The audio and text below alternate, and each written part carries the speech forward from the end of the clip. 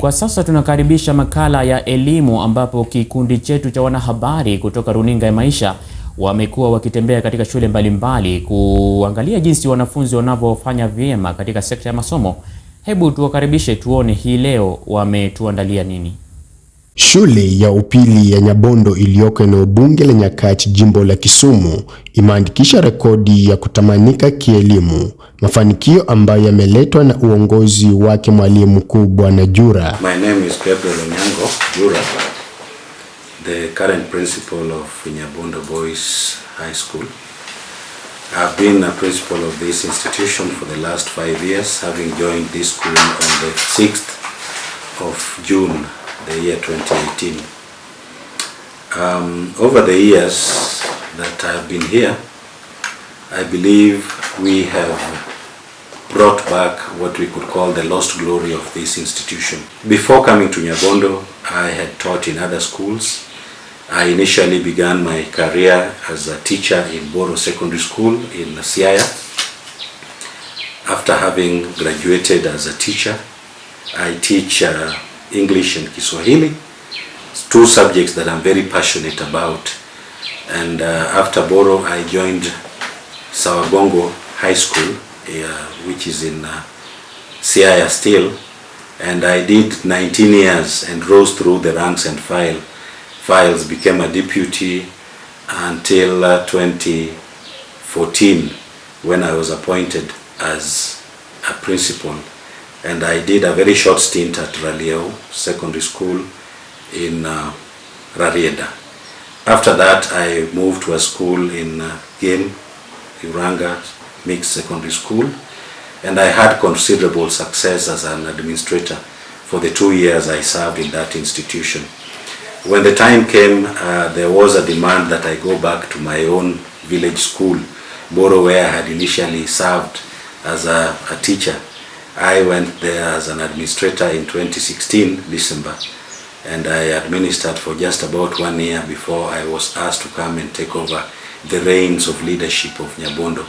And I believe that I have generally done quite well in terms of improvement of infrastructure, improvement of discipline, improvement of many other spheres of life within this institute. Kwa miaka mitatu mtawalia, Nyabondo imeandikisha matokeo ya kuridhisha katika mitihani ya kitaifa, huku ikiongoza mafahali wa elimu eneo hilo. Mr. Ronga Javes, a teacher from Nyabondo Secondary, Nyabondo High School.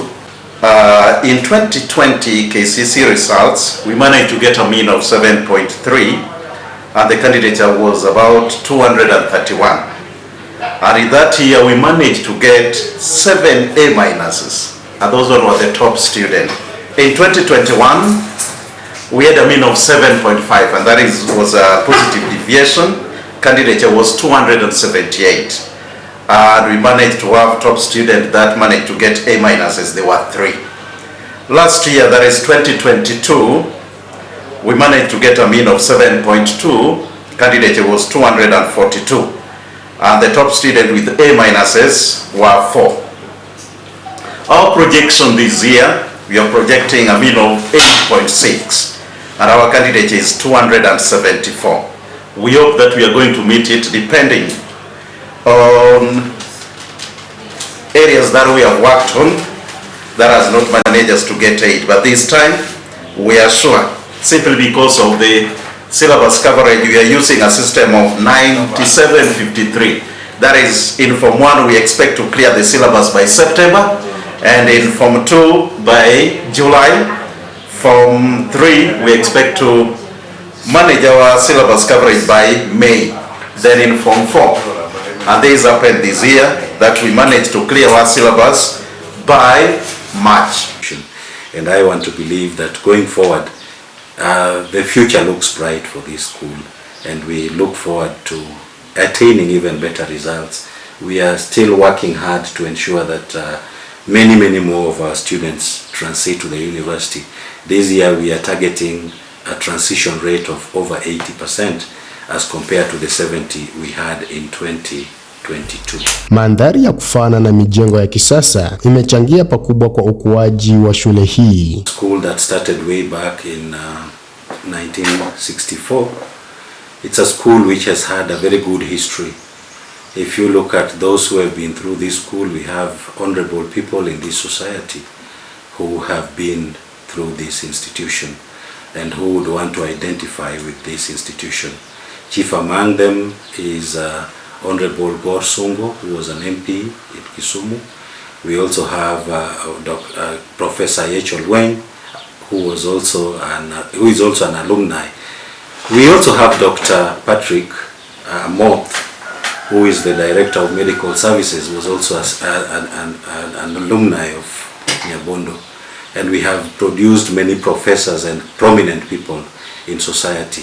Shule ya Nyabondo imewekeza pakubwa katika spoti ili kukuza talanta miongoni mwa wanafunzi. The school also participates in co-curriculum activities. We actively participate in co-curriculum activities, and it is one of the powerhouses in this region when it comes to rugby.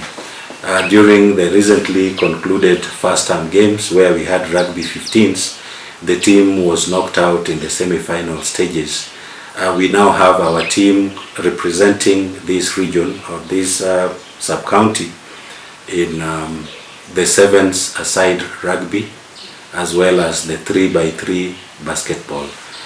We also have quite a number of our students in the racket games which are currently being held in Kisumu. This year we have our drama team that qualified for the regional competition, and they are likely to be there next week.